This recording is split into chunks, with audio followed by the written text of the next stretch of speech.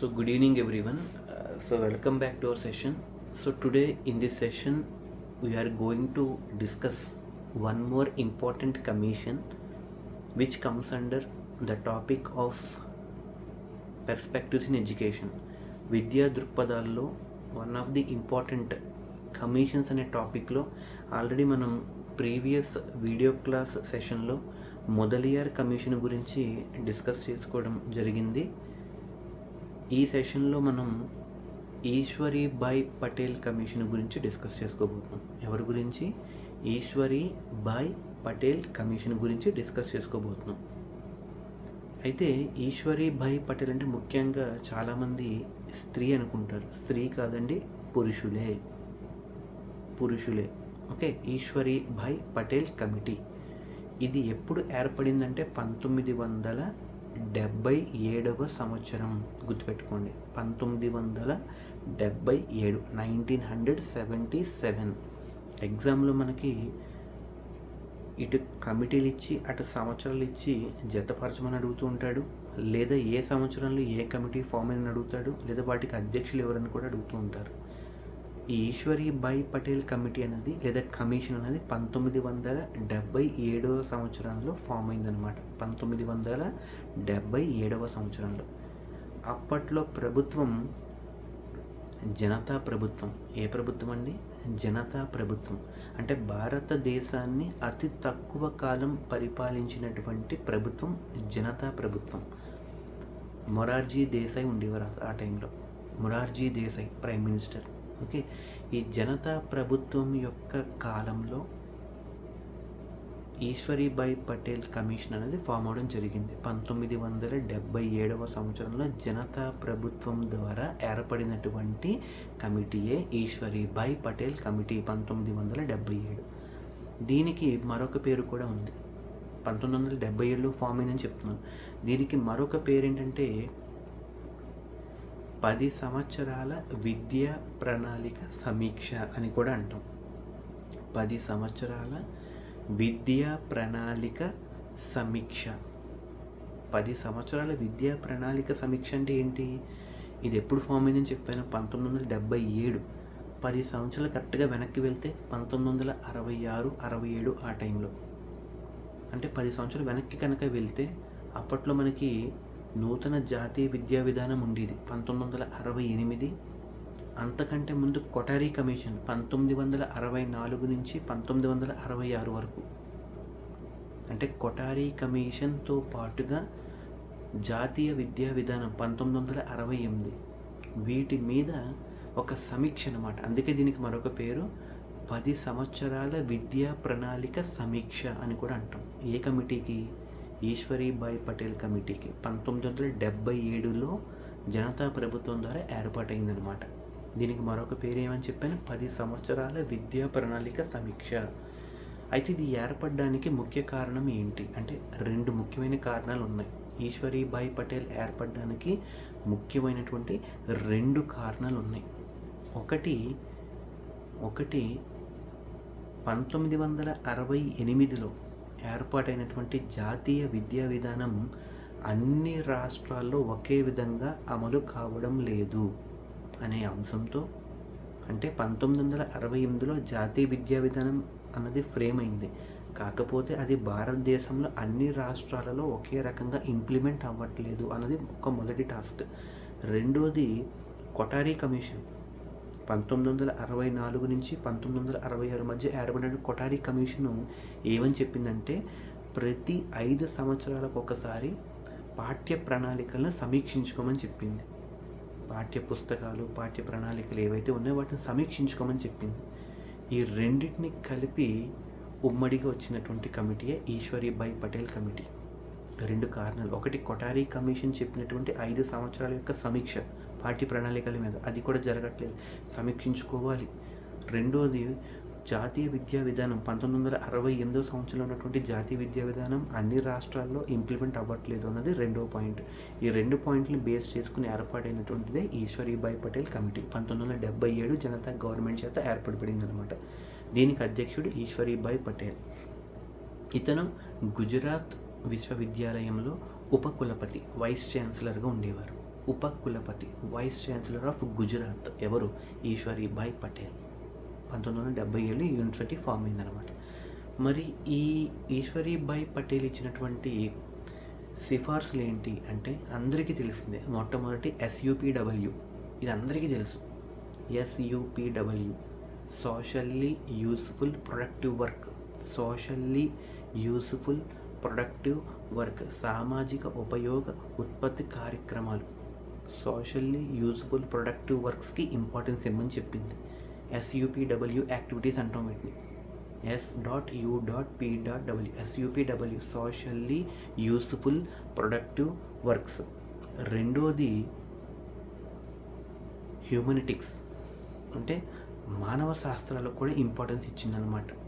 హ్యూమనిటిక్స్తో పాటు విజ్ఞాన్ సైన్స్, అంటే science topic అనమాట, పరిసరాల విజ్ఞానం. ఓకే, అంటే హ్యూమనిటిక్స్తో పాటు సైన్స్ సబ్జెక్టుతో పాటు SUPW, socially useful productive work, అంటే 3 అంశాలు చెప్పాను. ఒకటి SUPW, socially useful productive work. Socially useful అంటే ఏంటి? సమాజానికి ఉపయోగపడే ఉత్పత్తి చేసే కార్యక్రమాలు. ఓకే, రెండోది హ్యూమనిటిక్స్, మానవ శాస్త్రం. మూడోది పరిసరాల విజ్ఞానం, సైన్స్, విజ్ఞాన శాస్త్రం అంటాం దీన్ని. ఈ మూడిటికి కూడా ఇంపార్టెన్స్ ఇచ్చిందనమాట. కానీ చాలామంది గుర్తుపెట్టుకునేది SUPWవే, అందుకే మార్కులు పోతాయి. అంటే SUPWతో పాటుగా హ్యూమనిటిక్స్ అండ్ సైన్స్, విజ్ఞాన శాస్త్రం, ఈ రెండు కూడా గుర్తుపెట్టుకోవాలి. మరి ఏం చెప్పింది అంటే ప్రాథమిక స్థాయిలో ఉన్నటువంటి 1 నుంచి 5వ తరగతి వరకు ఏవైతే తరగతులు ఉన్నాయో వారి యొక్క టైం టేబుల్లో 20% ఈ SUPW యాక్టివిటీస్కి కేటాయించమని చెప్పింది. SUPW, socially useful productive works, వాటికి ఎంత శాతం? 20%. ఏ క్లాసెస్ వాళ్ళు?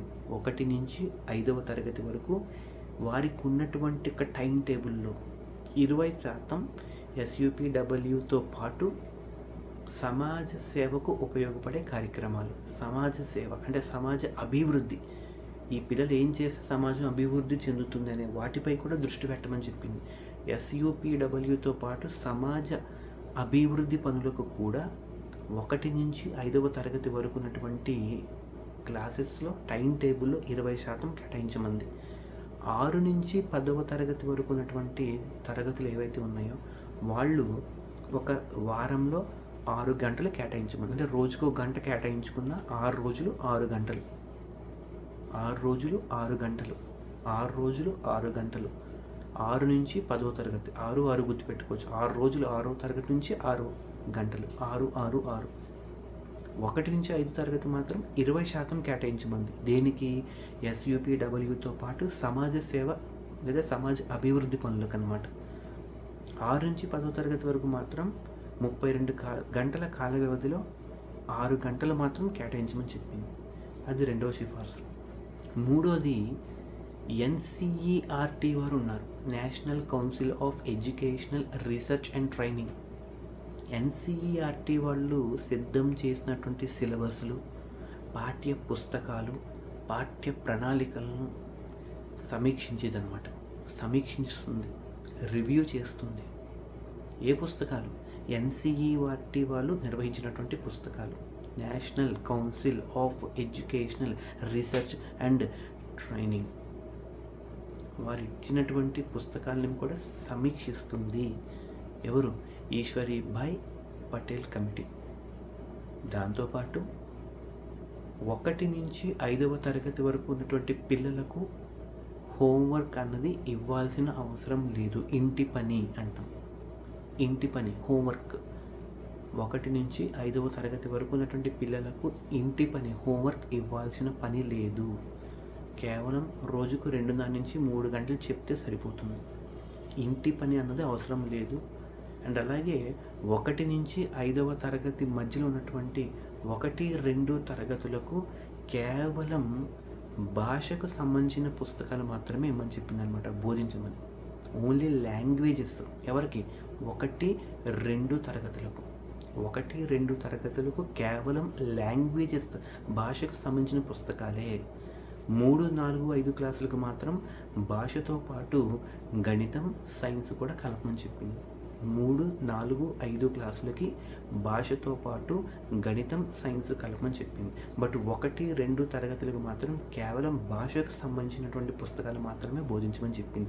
అలాగే 1 నుంచి 5వ తరగతి వరకు ఇంటి పని ఇవ్వద్దని చెప్పింది.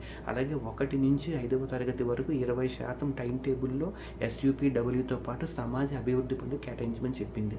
6 నుంచి 10వ తరగతి వరకు ఉన్నటువంటి విద్యార్థులకు 6 గంటలు చొప్పున ఒక వారంలో 6 గంటలు కేటాయించమని చెప్పింది. అండ్ ఇంకొక ఇంపార్టెంట్ పాయింట్ ఏంటంటే 8వ తరగతి నుంచి ఇంగ్లీష్ని ప్రవేశపెట్టమని చెప్పింది అనమాట. 8వ తరగతి ఎలా గుర్తుపెట్టుకోవాలి? తెలుగులో ఈశ్వరీబాయిని అని రాసి ఈ దీర్ఘం ఇస్తాం, చివరిలో మెలికి తిప్పుతాం, అందులో 8 కనబడుతుంది, 8 గుర్తుపెట్టుకోవచ్చు. 8వ తరగతి నుంచి ఇంగ్లీష్ని ప్రవేశపెట్టమని చెప్పింది. ఇంటి పని వద్దని చెప్పింది. 1 నుంచి 5వ తరగతి వరకు ఇంటి పని వద్దు. 1 నుంచి 5వ తరగతి వరకు 20% టైం టేబుల్ ఏమని చెప్పింది. అలాగే 1, 2 తరగతులకు కేవలం భాషకు సంబంధించిన బోధన చేయమని చెప్పింది. 3, 4, 5 క్లాసులకి భాషతో పాటు గణితం, సైన్స్ యాడ్ చేయమని చెప్పింది.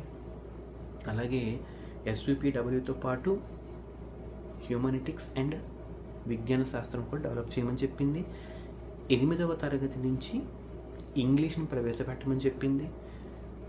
అలాగే NCERT వారు నిర్వహించినటువంటి పుస్తకాలు, పాఠ్య ప్రణాళికలు, పాఠ్య పుస్తకాలు, సిలబస్ మీద సమీక్షను కూడా చేసిందనమాట. ఇవి ఈశ్వరీబాయి పటేల్ యొక్క సిఫార్సులు, అంటే ఈశ్వరీబాయి పటేల్ కమిటీ యొక్క సిఫార్సులు 1977 జనతా గవర్నమెంట్ ద్వారా వచ్చిందనమాట. So I hope it is very very clear to each and every one. So good evening, have a nice day, take care.